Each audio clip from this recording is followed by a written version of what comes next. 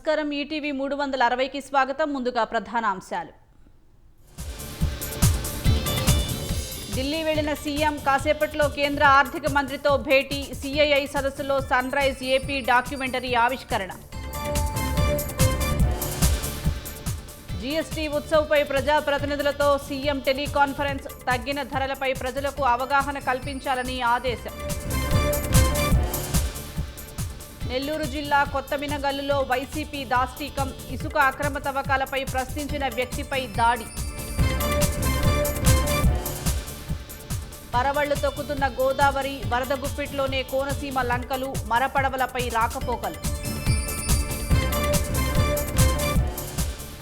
రోజు రోజుకు పెరుగుతున్న బంగారం ధరలు. 1,18,000 దాటిన 24 క్యారెట్ల 10 గ్రాముల పసిడి. 2026 ఫిబ్రవరికి ముందే H1B వీసాల్లో మార్పులు. అప్పటి నుంచే అమల్లోకి రానున్న $1,00,000 రుసుము. ఆసియా కప్ ఫైనల్లో బ్యాటింగ్ తన కెరీర్లోనే విలువైందన్న తిలక్ వర్మ. దేశాన్ని గెలిపించాలన్న లక్ష్యమే ముందుకు నడిపించిందని వెల్లడి.